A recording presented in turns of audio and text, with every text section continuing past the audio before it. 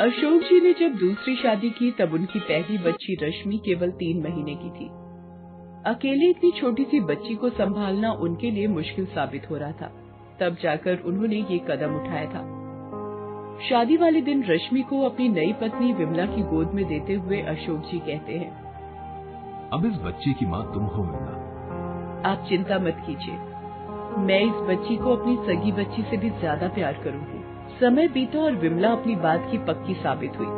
उसने रश्मि को कभी माँ की कमी महसूस नहीं होने दी। शादी के साल भर बाद उसे भी एक बच्ची हुई, मगर रश्मि के लिए उसका प्यार फिर भी कम नहीं हुआ। विमला ने अपनी बच्ची का नाम कनिका रखा। अशोक और विमला अपनी दोनों बच्चियों से बहुत प्यार करते थे। बचपन में रश्मि और कनिका में भी बहुत प्यार था। दोनों दिन में एक पल के लिए भी एक दूसरे के बिना नहीं रह पाती थी।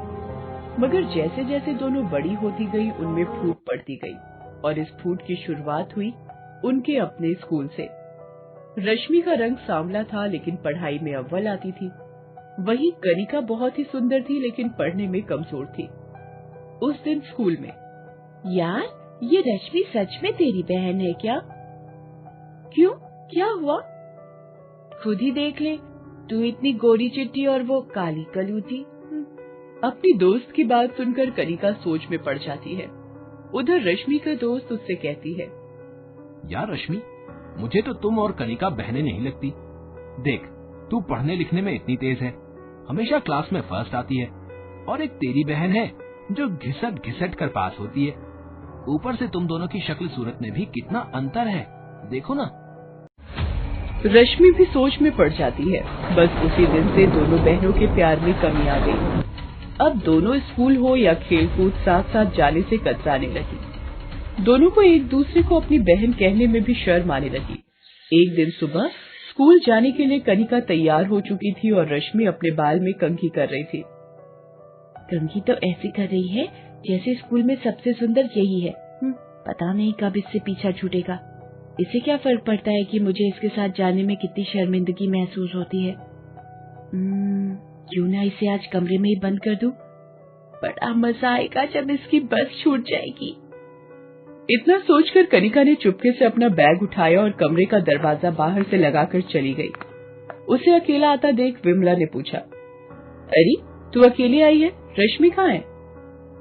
आज वो स्कूल नहीं जाएगी, उसकी तबीयत खराब है। अरे अचानक से क्या हो गया उसे? अभी देख कर आती हूँ। अरे माँ, उसे आराम से देख लेना, उसके चक्कर में मेरी बस भी निकल जाएगी। अब चलो जल्दी से मुझे नाश्ता दो।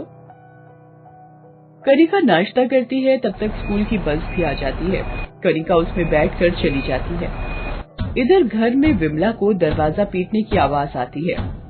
वो दौड़कर बच्चियों के कमरे की तरफ जाती है। वहाँ उसे दरवाजा बाहर से बंद मिलता है। रश्मि बेटा, बाहर से दरवाजा किसने बंद किया था? और अभी कैसी तबीयत है तेरी? मेरी तबीयत तो ठीक है माँ। और दरवाजा जरूर उस कनिका ने बंद किया होगा। बड़ी शर्म महसूस होती है ना उसे मेरे साथ चलने में। रश्मि की बस छूट गई थी, इसलिए उसके पापा ने उसे अपने स्कूटर से स्कूल छोड़ा। बहुत मजाक हो गया। आज मैंने भी उस महारानी को सबक नहीं सिखाया तो मेरा नाम भी रश्मि नहीं। उस पूरे दिन स्कूल में रश्मि मौके की तलाश करती रही। आखिरकार उसे मौका मिल ही गया। खेल के पीरियड में सारे बच्चे बाहर मैदान में थे, तभी कनिका बाथरूम की ओर गई। उसे पता नहीं था कि रश्मि उसका पीछा कर रही है। जैसे ही कनिका बाथरूम में गई, रश्मि ने बाहर से दरवाजे की कुंडी लगा दी। जब कनिका ने दरवाजा खोलना चाहा, तो उससे वो खुला ही नहीं। अरे कोई है, मुझे बाहर निकालो, कोई है? अब पता चला किसी को कमरे में बंद करने से क्या होता है। थोड़ी देर में छुट्टी हो जाएगी, फिर रहना रात भर इसी बाथरूम में। प्लीज मुझे बाहर निकालो, अब से ऐसा नहीं करूंगी, पक्का प्रॉमिस। कान पकड़ के माफी मांगो।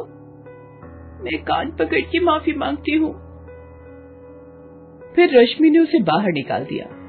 उस दिन से दोनों बहनें और भी कटी कटी रहने लगी। एक दिन उनके स्कूल की तरफ से पिकनिक का प्रोग्राम बना। दोनों बहनें सुबह खुशी खुशी पहले स्कूल गईं, फिर स्कूल से पिकनिक के लिए बस निकली। उन्हें पिकनिक के लिए शहर के पास बनी पहाड़ी पर ले जाया गया, जिसके पास से घना जंगल शुरू होता था। पिकनिक के दौरान कनिका रश्मि के पास आई। मैं और मेरी कुछ दोस्तें जंगल की तरफ जा रही हैं। तो जाओ ना, किसने रोका है? पूछ नहीं रही हूँ, बता रही हूँ। हम दूसरी बस से घर आ जाएंगे। तुम्हारा मन करे तो तुम पहली बस से चली जाना। हाँ, मैं चली जाऊंगी। वैसे मुझे और भी जरूरी काम है, बेकार के इस जंगल में भटकने की बजाय। फिर कनिका वहाँ से चली गई। शाम को जब रश्मि अकेले घर आई तो उनके माता पिता ने पूछा, कनिका कहाँ है बेटे? वो दूसरी बस से आने वाली है पापा। अपने दोस्तों के साथ घूमने गई थी, उसे देर लगेगी आने में।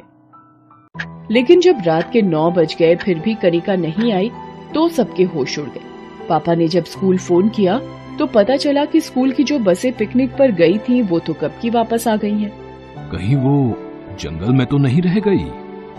मेरी बच्ची, हाय मेरी बच्ची को वापस ले आओ।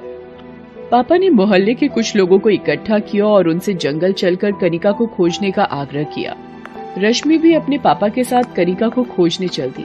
रास्ते में, मुझे उसे रोक लेना चाहिए था, नहीं जाने देना चाहिए था जंगल की तरफ, चाहे वो कितनी भी शरारती क्यों ना हो। आखिर है तो मेरी छोटी बहन, कहीं उसे कुछ हो गया तो?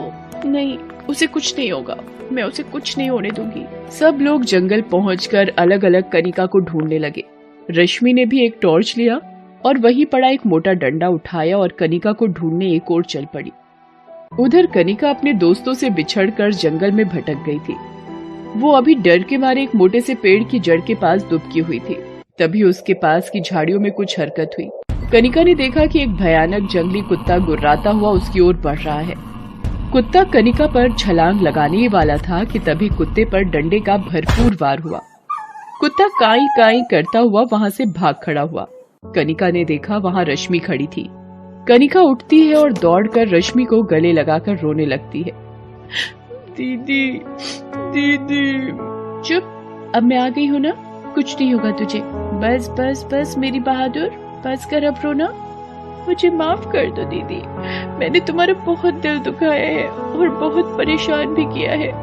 आज के बाद से मैं तुम्हें कभी परेशान नहीं करूँगी। अरे तू भी ना, अब मेरी प्यारी छोटी बहन मुझे नहीं सताएगी तो किसे सताएगी? अरे पगली, बहनों के बीच तो ये सताना और मनाना लगा ही रहता है, इसमें नाराज होने वाली कौन सी बात है। अब चल घर चले, माँ बहुत परेशान हो रही होंगी। उनकी आवाज सुनकर बाकी लोग और उनके पापा भी वहाँ आ जाते हैं। दोनों बच्चियों को सही सलामत देखकर सभी बहुत खुश होते हैं। फिर सब कनिका को लेकर घर लौट जाते हैं। उस दिन के बाद से दोनों बहनों में कोई झगड़ा नहीं हुआ। दोनों इतने प्यार से रहने लगी कि उन्हें देखकर कोई कह ही नहीं सकता था कि दोनों सौतेली बहनें हैं या सगी बहनें।